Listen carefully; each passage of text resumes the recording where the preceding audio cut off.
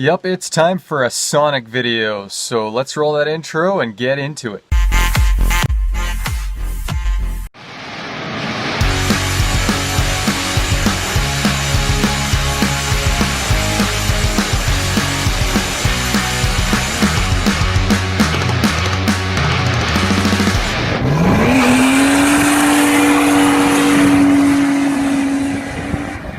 Alright, I just got an exciting package in the mail.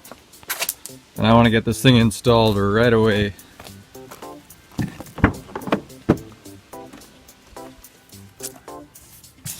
Yeah, eBay parts.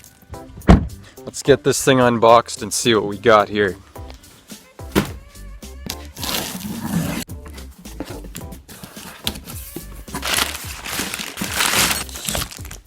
Instructions. This will be the filter.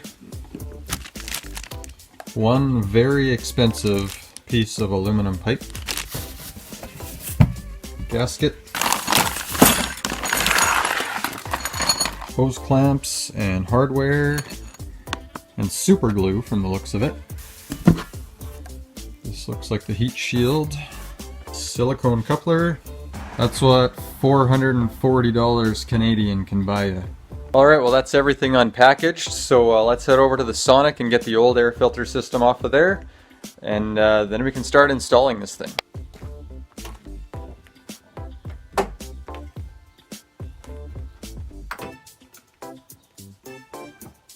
Alright, so first thing we gotta do is remove the factory airbox assembly. So basically this is coming off, this tube is coming off, and then this pipe is coming right off the turbo. So we need to remove these screws. There's just two of them, I believe, and that is a T25 Torx bit. We also need to remove the mass airflow sensor, which I think is a T20 Torx bit. So there's just one screw up top and one on the bottom, and that'll slide out. And then to take this tube off of the turbo is just a flathead screwdriver to undo the hose clamp. So it should be pretty straightforward.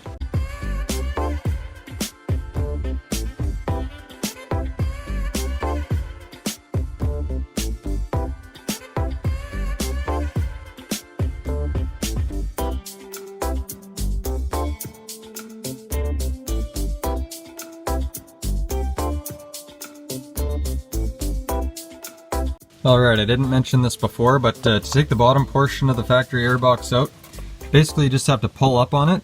There's this one piece on the bottom here that goes into that rubber fitting down there. You just pull up on that, and then there's these two on the edge that go into these two rubber fittings here. So you basically just have to pull up on it and it comes out. Alright, now let's head over to the K&N intake and see what the next step is. Alright, so now we have to install the heat shield mounting bracket. Alright, I think I got this right. So,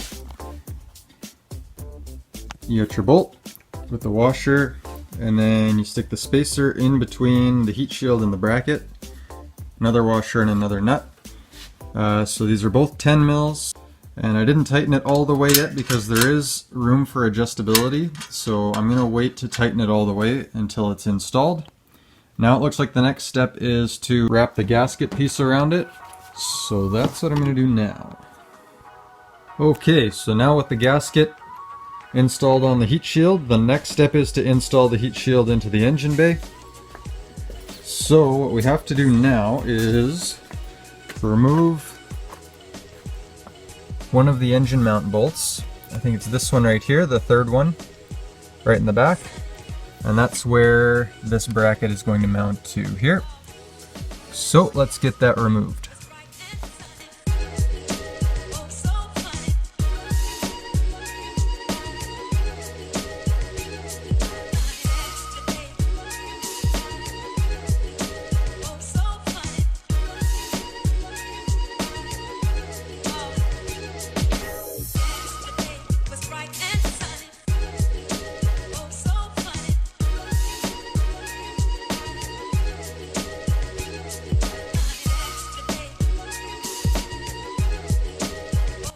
Okay, heat shield is somewhat installed.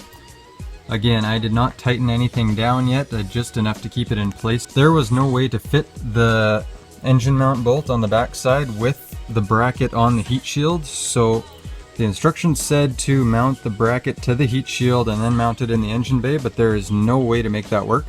So what I had to do was take the bracket off and then mount the bracket onto the engine mount, and then I could mount the heat shield afterwards. So it was a bit tricky having to hold everything in place without losing any washers or nuts or spacers.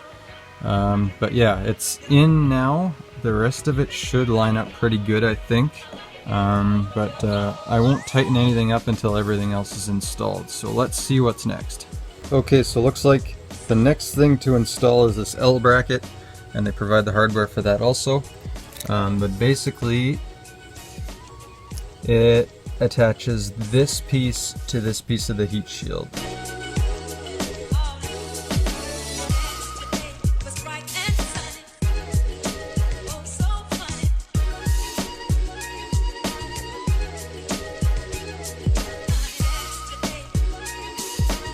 Now it's time to install the silicone coupler onto the turbo. So this gives us 2 hose clamps, flathead screw. Should be pretty easy.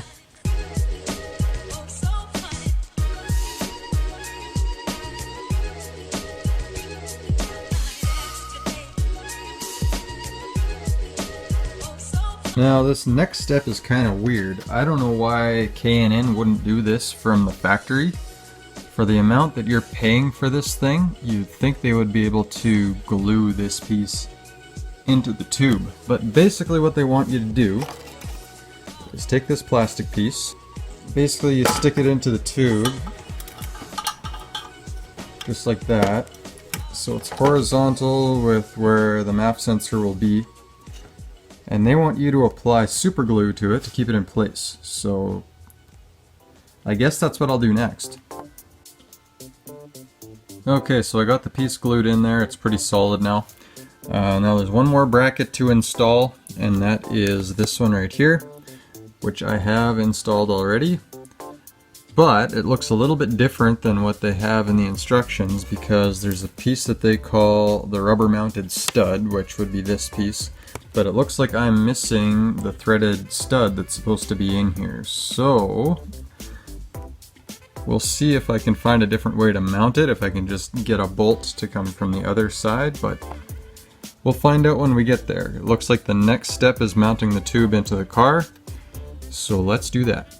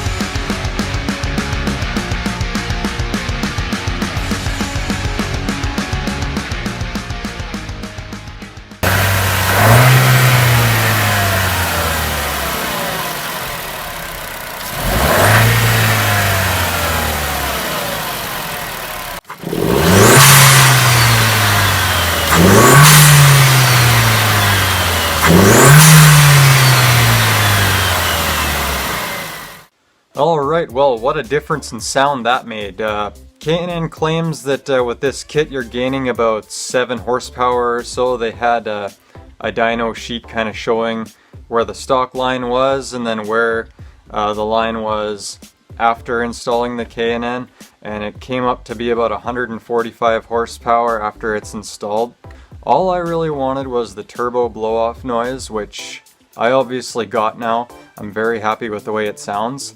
That was kind of all I was after. I didn't really care for any performance gains or anything, because it's not going to be a fast car. It's just a daily driver. The kit itself, it was pretty good quality, but I still don't think it's a $400 set. Like, I mean, it's an aluminum pipe with a fitting welded to it so you can fit your MAP sensor and a heat shield.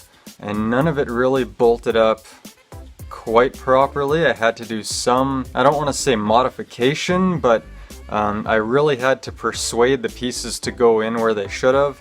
Like the bracket, for instance, on the heat shield, I had to go in reverse order from what the instructions told me because there was no way to fit the bolt onto the engine mount with the heat shield on there. So there was a couple instances where I had to just kind of figure it out for myself and make it work. But other than that, that's the only complaint I have, is basically the price is way overpriced. There's no way that this thing is worth $400, and the install wasn't quite as easy as the instructions make it out to be.